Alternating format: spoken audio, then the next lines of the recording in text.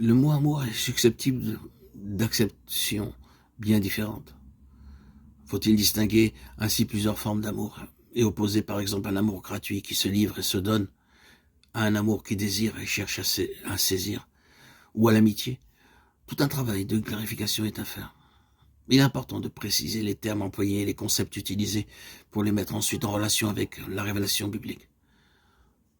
C'est donc par une approche essentiellement philosophique et philologique que nous allons entamer, poursuivre ce chemin sur ce qu'est l'amour pendant de nombreuses semaines, dans de nombreux autres audios.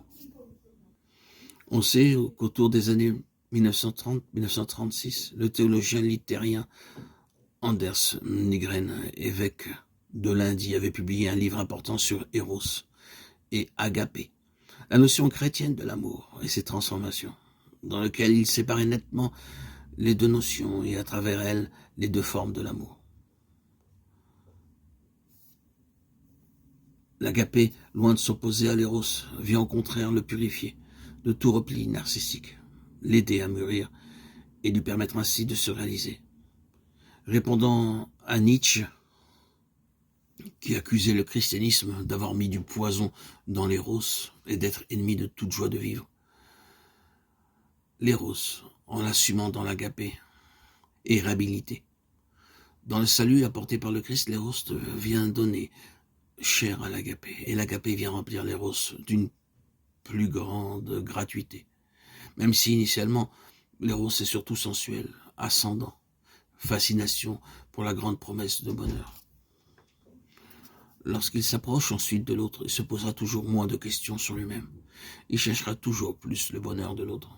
Il se préoccupera toujours plus de l'autre.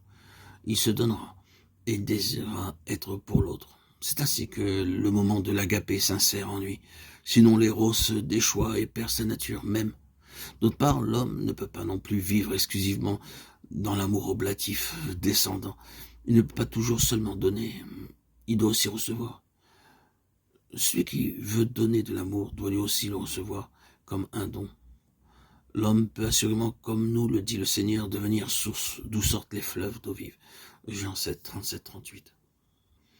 Il y a bel et bien un amour gratuit qui se livre et se donne, l'agapé, et un amour qui désire et cherche à saisir, l'éros, ou à l'amitié, la philia. Et c'est seulement dans la tradition biblique que se révèle le vrai visage de Dieu. Et ce visage est l'amour, cet amour, tant recherché par les hommes, par toute l'humanité. On comprend bien que Jean puisse affirmer Dieu est amour. 1 Jean 4, 8.